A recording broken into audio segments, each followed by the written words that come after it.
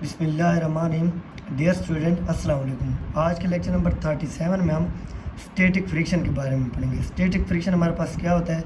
जब दो बॉडी के दरमियान कोई रिलेटिव मोशन नहीं होती, जब दो बॉडी के दरमियान कोई रिलेटिव मोशन नहीं होती तो हमारे पास स्टैटिक फ्रिक्शन एक्ट करता है। तो इसकी हमारे पास दो रेंज है। एक तो ये ग्रेटर देन इक्वल टू 0 होता है, दूसरा ये less than equal to mu S into N होता है। क्या होता है? म्यू एस इंटू एन होता है। म्यू एस इंटू एन हमारे पास क्या है?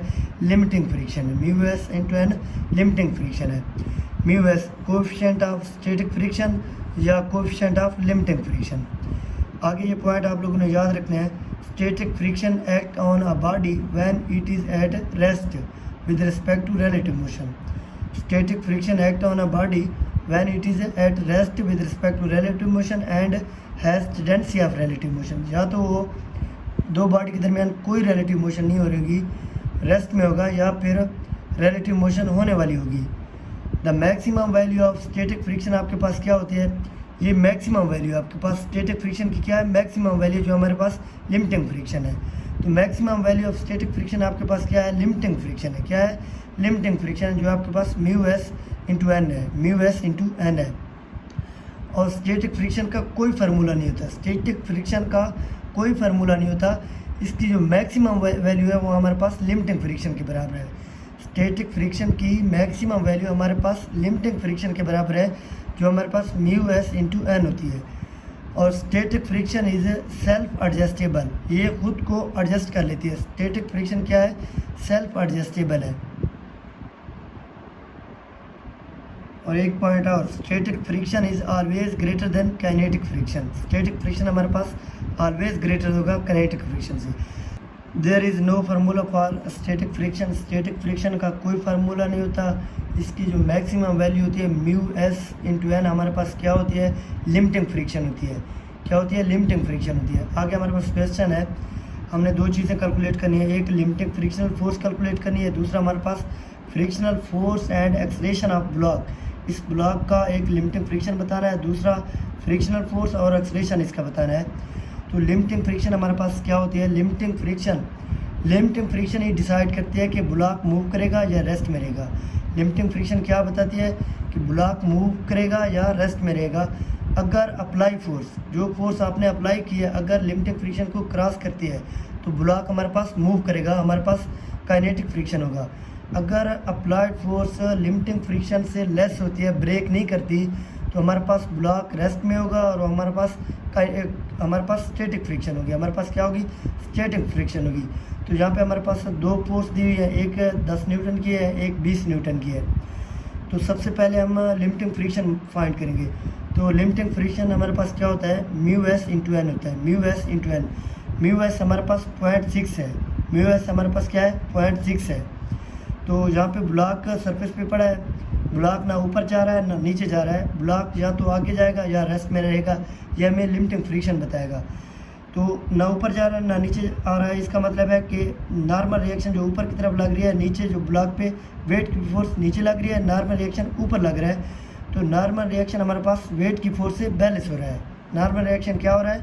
वेट की फोर्स से बैलेंस हो रहा है। तो यहाँ पे हमारे पास limiting friction mu S into N. तो एन हमारे पास किससे बैलेंस हो रहा है? एम जी से। तो म्यू एस हमारे पास 0.6 है, तो 0.6 into M G. 0.6 into M हमारे पास क्या है? 2 kg है, और जी हमारे पास 10 है। तो लिमिटिंग फ्रिक्शन हमारे पास क्या आ जाएगी? 12 न्यूटन आएगी। लिमिटिंग फ्रिक्शन हमारे पास क्या आ गई? 12 न्यूटन आ गई। और हमें पता है mu S is always greater then mu के। तो हमारे पास फोर्स कितनी है? 10 न्यूटन है, और लिमिटिंग फ्रिक्शन हमारे पास 12 न्यूटन है। तो 10 Newton is less than 12 Newton. तो अप्लाइड फोर्स हमारे पास लेस है लिमिटिंग फ्रिक्शन से, तो बॉडी किस में रहेगा? रेस्ट में रहेगा। जब रेस्ट में रहेगा तो हमारे पास क्या होगा? स्टैटिक फ्रिक्शन होगा। जब स्टैटिक फ्रिक्शन होगा इसका मतलब बॉडी रेस्ट में है, तो कोई फोर्स इस पर एक्ट नहीं कर रही। नेट फोर्स हमारे पास क्या आएगा? 0 आएगा। बॉडी रेस्ट में रहेगा। आपने ये नहीं समझना कि 10 न्यूटन आगे लग रही है, 12 न्यूटन पीछे लग रही है तो बॉडी पीछे मूव करेगा, नहीं। ये हमारे पास लिमिटिंग फ्रिक्शन है।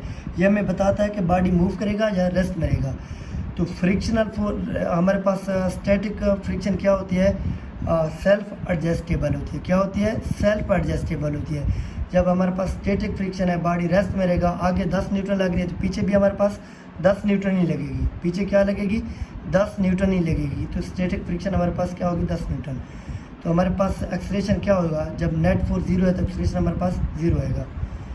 दूसरा हमारे पास जहाँ पे फोर्स 20 न्यूटन है, फोर्स कितनी है 20 न्यूटन है, वही सेम ब्लॉक है 2 kg का, आगे जो है 20 न्यूटन की फोर्स लग रही है, लिमिटिंग फ्रिक्शन हमें पता है 12 न्यूटन है। तो अप्लाइड फोर्स जहाँ पे ज़्यादा है, अप्लाइड फोर्स क्या है ज़्यादा है, लिमिटिंग फ्रिक्शन से ग्रेटर है। तो अब बॉडी क्या करेगा, मूव करेगा, बॉडी क्या करेगा, मूव करेगा। अब हमारे पास क्या होगा, काइनेटिक फ्रिक्शन होगा। क्या होगा, काइनेटिक फ्रिक्शन होगा। तो हमारे पास काइनेटिक फ्रिक्शन क्या होता है, एफ के इज इक्वल टू म्यू के इंटू एन होता है। और जहाँ पे हमारे पास म्यू के की वैल्यू क्वेश्चन में 0.4 दी हुई है, और एम हमारे पास 2 है, और जी हमारे पास 10 होता है, तो ये 8 न्यूटन आ गई। क्या आ गई, 8 न्यूटन। अब यहाँ पे ब्लॉक पे 20 न्यूटन की फोर्स आगे लग रही है, 8 न्यूटन जो हमारे पास काइनेटिक फ्रिक्शन पीछे लग रही है। तो एक्सेलरेशन हमारे पास किस जाने में होगा, नेट फोर्स की जाने में होगा, 20 न्यूटन की जाने में होगा। तो ए इज इक्वल टू 20 - 8/2। तो ये आपके पास 6 मीटर पर सेकंड स्क्वायर, एक्सेलरेशन कितना आ गया 6 मीटर पर सेकंड स्क्वायर। आगे हमारे पास एक और क्वेश्चन है, जहाँ पे हमने लिमिटिंग फ्रिक्शनल फोर्स और friction force and acceleration of block बताना है। यहाँ पे हमारे पास सरफेस परपेंडिकुलर है, इसके साथ एक ब्लॉक अटैच है 5 kg का।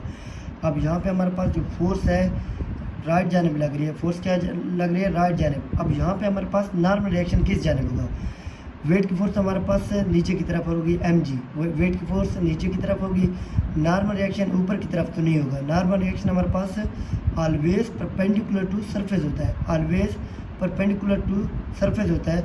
जब परपेंडिकुलर टू सरफेस होगा तो हमारे पास क्या होगा, फोर्स राइट जानिब लग रही है, तो नॉर्मल रिएक्शन हमारे पास लेफ्ट जानिब होगा। नॉर्मल रिएक्शन सेम हमारे पास फोर्स जितना ही होगा, लेकिन होगा अपोजिट डायरेक्शन में, लेफ्ट जानिब होगा, लेफ्ट जानिब होगा। तो यहाँ पे हमारे पास म्यू के 0.3 है और म्यू एस 0.4 है। तो यहाँ पे आपके पास एफ जो है 200 न्यूटन है, एफ क्या है 200 न्यूटन है। अब नॉर्मल रिएक्शन जो है अपोजिट है एफ के और सेम ही है, तो आपके पास नॉर्मल रिएक्शन कितना होगा 200 न्यूटन ही होगा।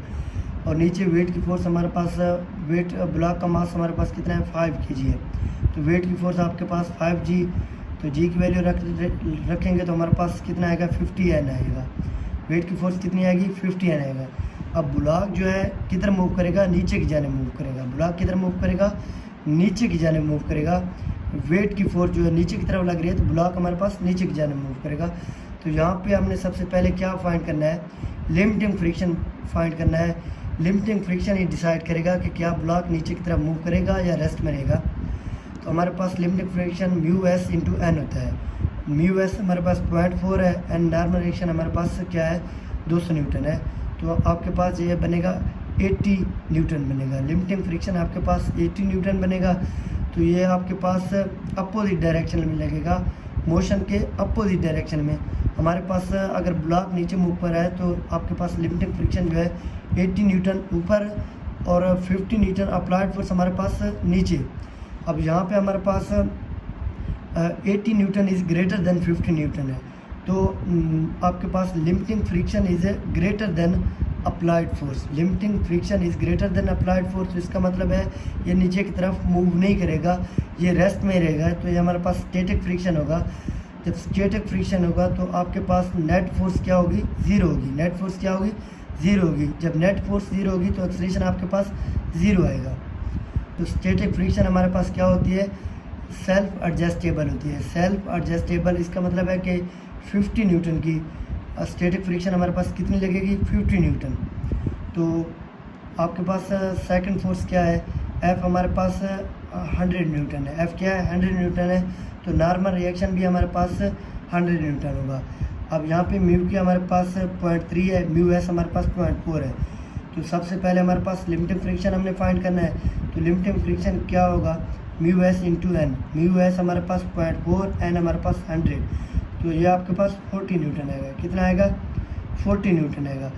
अब नीचे की जानिब ब्लॉक पे हमारे पास 5 kg है, तो नीचे की जानिब इस पे मास की फोर्स, वेट की फोर्स कितनी लगेगी 50 न्यूटन लगेगी। वेट की फोर्स 50 न्यूटन लगेगी। ऊपर जो है हमारे पास लिमिटिंग फ्रिक्शन जो है 40 न्यूटन है, तो हमारे पास अप्लाइड फोर्स ग्रेटर है। अब ये ब्लॉक मूव करेगा, रेस्ट में नहीं होगा बल्कि मूव करेगा, क्योंकि अप्लाइड फोर्स ने लिमिटिंग फ्रिक्शन को ब्रेक कर दिया है। तो यहाँ पे हमारे पास आगे हमारे पास ग्रेटर देन न्यूमेरिकल है, इसी लेक्चर यहाँ पे हमारे पास अप्लाइड फोर्स ने लिमिटिंग फ्रिक्शन को ब्रेक कर दिया है, तो ब्लॉक नीचे की तरफ स्लाइड करेगा, मतलब मोशन करेगा। तो हमारे पास क्या होगा, काइनेटिक फ्रिक्शन होगी। काइनेटिक फ्रिक्शन हमारे पास म्यू के इंटू एन होता है, म्यू के हमारे पास 0.3 है, एन हमारे पास 100 है, ये हमारे पास 30 आएगा। क्या आएगा, 30 आएगा। तो हमारे पास काइनेटिक फ्रिक्शन 30 न्यूटन आ गई। और एक्सलेशन हमारे पास किस जानिब होगा, जिस जानिब नेट फोर्स होगी। नेट फोर्स हमारे पास ये ऊपर 30 न्यूटन है, नीचे 50 न्यूटन है, तो 50 - 30/5, तो ये हमारे पास 20/5, ये हमारे पास एक्सलेशन जो है 5 मीटर पर सेकंड स्क्वायर आ गया। एक्सलेशन कितना आ गया, 5 मीटर पर सेकंड स्क्वायर।